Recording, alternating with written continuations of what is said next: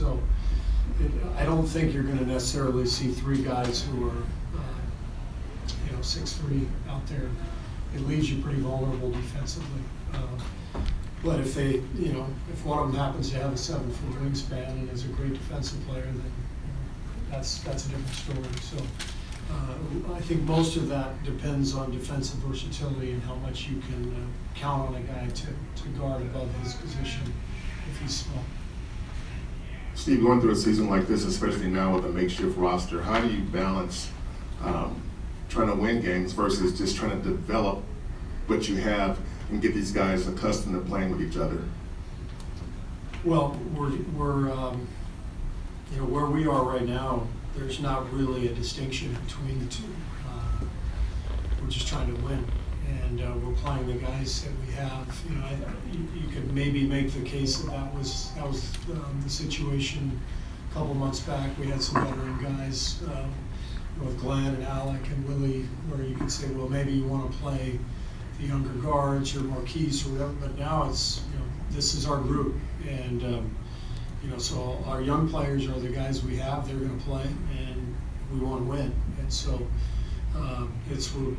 we're learning on the fly. We're trying to stop a bad losing streak. So we're not feeling great about things. We want to turn it around. Hey Steve, Jordan has been getting to the basket a lot more, it seems like, getting inside. And I'm wondering how much of that was a discussion with him and you and some of the other coaches, or do you just see him taking more opportunities on the court? More just the opportunities and the confidence that he's gained as he's gone through the season.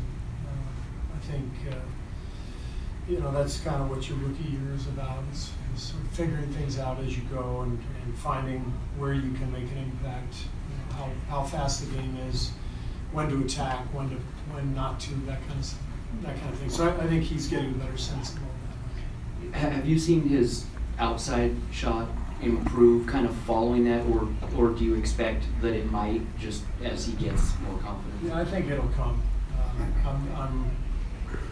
I'm confident that long term Jordan's going to be a good three-point shooter. It takes time, and he's still very young. But I would say that's coming for sure. The status of Steph for Sunday still kind of lingers in the air. Do you have a plan of when you want to know by? Is it tomorrow after he potentially scrimmages, or how's that kind of looking in the next 48 hours? Yeah, we'll get together tomorrow. Tomorrow's a practice day for us, kind of, with the back-to-back coming. But we'll gather in the morning, and that's when Rick and Steph and Bob and I can get together and talk more about what's next. Steve, months ago when you sort of discussed having brought Theo back and Aaron Miles here to focus more on development, you talked about just having more bodies. Has that allowed the other coaches to do things differently, and how much of a benefit has that been all these months later with the circumstances and their ability to be out there with these guys?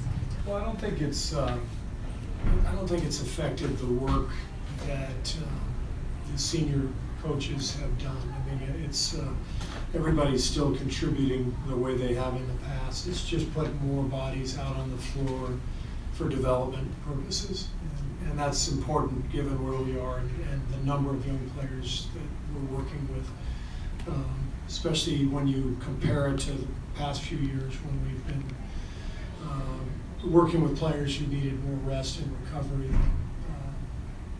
than work on the floor. So everybody's being put to good use on the staff.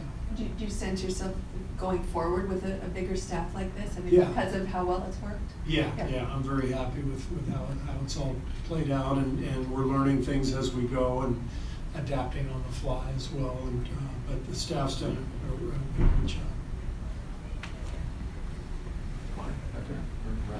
We're seeing after 8 straight finals from LeBron, we're seeing quite a season from him. Have you given much thought to what an off season might do for Klay and Steph and Draymond after the grind of 5 straight finals?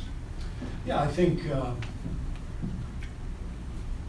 watching LeBron, he looks refreshed, he looks recharged, and just the idea of 8 straight finals is insane when we think about 5 here, and you know what it's done, and you know how our players have felt this past year, and the injuries that have hit. But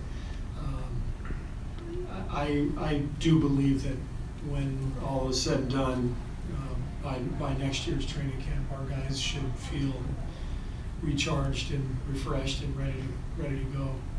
And you know, hopefully that's the case. But LeBron's also, you know, LeBron. He's built differently than most people. Steve, sort of a follow-up on my previous question.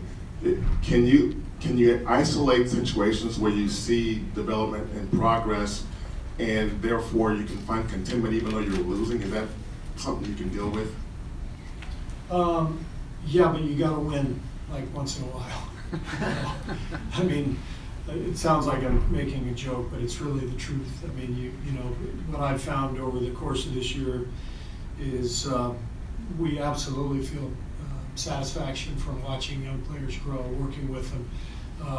But you got to win one. You know, you get to 5, 6, 7 in a row, and all of a sudden it's like, come on, it's miserable losing. And so you need to win one to keep things going, to keep things fresh, to let everybody breathe and feel good about things. And we're at that stage right now. It's been 7 in a row. We need a win.